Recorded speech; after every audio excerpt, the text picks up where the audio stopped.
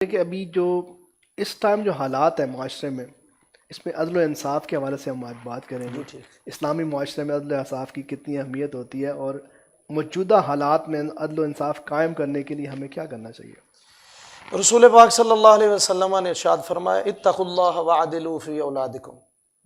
آپ نے عدل و انصاف کی بات کی، تو دیکھیں جب بھی کوئی معاشرہ قائم کرنا ہوتا ہے، معاشرہ بنانا ہوتا ہے، تو گھر کی دہلیز سے آغاز کیا جاتا ہے، بالکل ٹھیک۔ اپنے گھر سے، محلے سے، شہر سے، پھر آگے سلسلہ بڑھتا ہے۔ رسول عربی صلی اللہ علیہ وسلم نے ارشاد فرمایا اتقوا اللہ وعدلوا فی اولادکم، فرمایا اللہ سے ڈرو اور اپنی اولادوں کے درمیان، اپنے بچوں کے درمیان عدل و انصاف کرو۔ اب دیکھو، باپ جب جائیداد دیتا ہے، وہ شرعی نقطہ نظر تو ایک طرف، کچھ لوگ ہیں جو ہم سے رجوع کرتے ہیں، وہ پوچھتے ہیں، مسائل پوچھتے ہیں کہ نبی علیہ الصلوۃ والسلام کا دین اس مسئلے میں کیا کہتا ہے، قرآن ہمیں کیا کہتا ہے، حدیث ہمیں کیا کہتی ہے۔ لیکن اس معاشرے میں ہمارے گھروں کے جو معاملات ہیں، جو والدین ہیں، وہ بھی ہماری نظروں کے سامنے، ہمارے بھائیوں میں، بہنوں میں جو تقسیم کا سلسلہ ہے، جو ان کو عزت اور آبرو کا سلسلہ ہے، اس کو بزنس کہہ لیں، کوئی اگر کسی باپ کا بزنس ہے تو ایک بیٹے کو وہ دیتا ہے، دوسرے کو نہیں دیتا،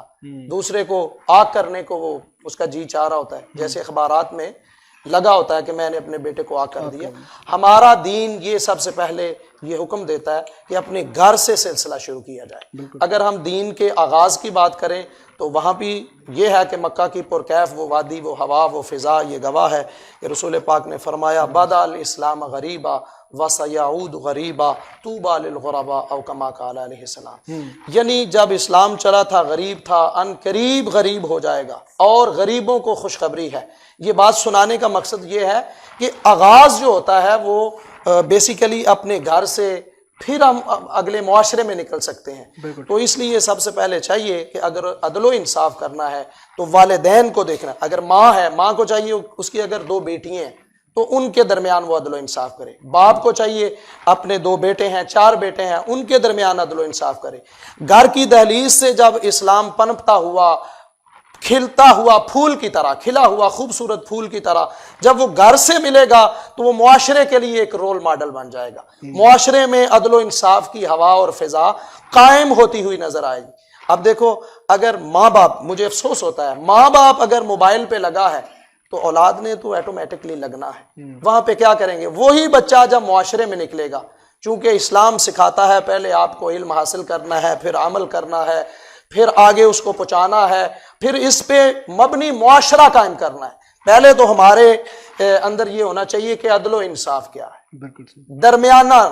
رسول پاک صلی اللہ علیہ وسلم کا ارشاد پاک ہے، اس کا خلاصہ یہ ہے، فرمایا کہ ہمارا دین میانہ روی سکھاتا ہے۔ وہ جو میانہ روی ہے اس کو دوسرے لفظوں میں عدل و انصاف کہتے ہیں، کہ آپ میانہ روی میں رہا کریں۔ میانہ روی کسی بھی معاملے میں، چاہے دین کا معاملہ ہو، دنیا کا معاملہ ہو، اس میں آپ میانہ روی سے چلیں گے تو آپ کی دین کا بھی بھلا ہوگا اور آپ کی دنیا کا بھی بھلا ہوگا۔ اسی کو دوسرے لفظوں میں عدل و انصاف کہتے ہیں۔ عدل و انصاف، آج دیکھیں نا، ہم عدل و انصاف لینے جاتے ہیں عدالت میں، ہمیں عدل و انصاف نہیں ملتا، تو پھر اس کا قصوروار کون ہے؟